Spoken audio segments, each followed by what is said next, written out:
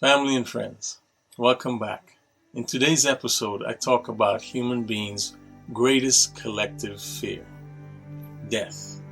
The most significant of life moments, it polarizes the human experience as all is done with the urgency of the inevitable.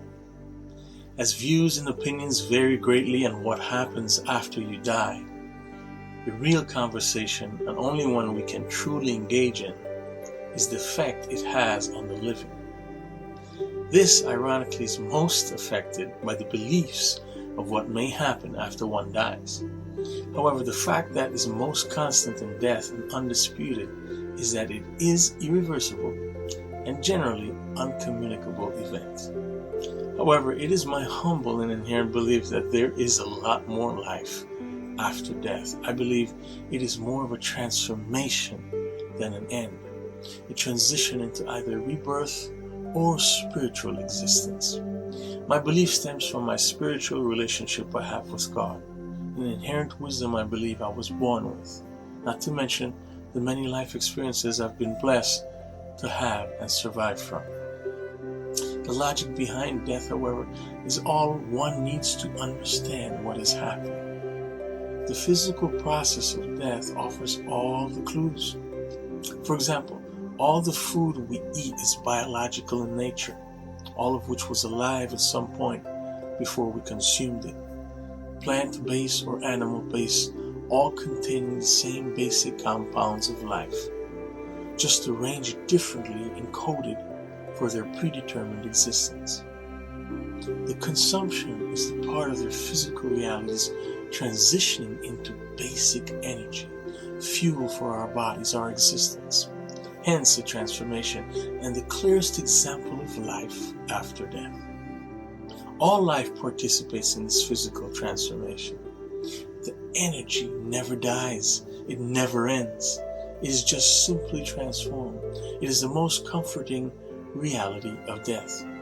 Proof of continuity is very much a reality in all of life. All matter goes through this exchange of energy and transformation. From an exploding star to the molecular structure of water, everything obeys what seems to be a law of nature. So, logically, our souls must adhere to the same law. Why shouldn't it? I think there's a bigger argument in trying to dispute that than not. Our conscious being is not physical to begin with. When we look into a mirror and identify with who we are, there's obviously more than just a physical aspect. That instinct of being unique and different goes beyond the physical incarnations of ourselves. It is there that our souls become aware of their spiritual journey and ultimate relationship with our Creator.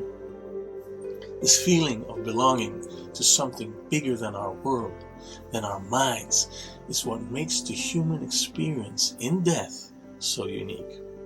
If you ever had the opportunity to butcher an animal with a knife for consumption in a peaceful and sacred manner, like I have, you would have also stared God in the eyes in the process. Bullets and arrows don't have the same effect as bounding and praying and cutting the throat of an animal with a knife. It is the only experience that humbles our egos and forces us to confront our own mortality like nothing else on earth. In the moment when your eyes connect with that of the animals and all is done and prepared, God's presence is the most palpable. It is the inescapable appreciation and gratitude for life in the moment of death, in the split seconds of peace of mind, body, and soul, that you come to realize the power and significance of the moment. If you ever had the opportunity to see a fellow human being die willingly or accept their fate moments before they pass, you will also have the same experience. The moment has always been and will always be that which sets the tone for the rest of life.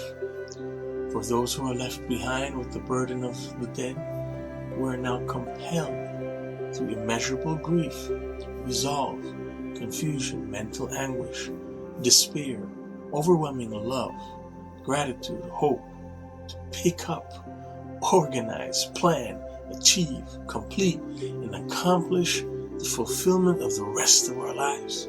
This is what makes coping with death a bittersweet experience. Like any disaster in life, it too shall pass. With death will always come great loss, followed by great opportunity. Opportunity that for most propels you forward in life. For some who cannot overcome the experience, it can also signal the beginning of the end of their lives, as depression from grief becomes too much to bear. Overcoming grief is really about embracing grief, using it to empower and motivate, inspiration for action towards a certain direction for life, an opportunity to do, to be, to explore like never before. Like the butchered animal, it brings sustenance to gathering and ultimate energy to propel us forward. So does all forms of death, which ironically is the spark behind the source of new life. So family and friends, understanding death is irrelevant in the grand scheme of things. I think of life like a river and death the waterfall we all try to avoid. But eventually, we must go over. And everyone knows that all rivers have one destination, the ocean, which in turn feeds the clouds that not only restarts the process, but sustains all life. What can be more comforting than that? Watching others go over the waterfall and eventually contemplating doing the same is simply a matter of courage, ultimate love, and sacrifice. A dialogue in the latest adaptation of the Lion King movie captures it best as King Lion Mufasa explains to his young son Simba the circle of life, one of the greatest lessons to be ever captured on film. With that said, family and friends, it will never be easy coping with death, but that's because it was never intended to be. However, if you look at all the examples of life and how it uses it for forward momentum, you realize the life-giving beauty of death. After every volcano, there's nothing but ash and molten rock, from which the greatest forests on earth have sprung. Stay tuned for my next episode in my next series, Human Behavior, as we tackle the most common of which is that of envy. Until then, family and friends, as always, may you have a meaningful and purposeful week. God bless.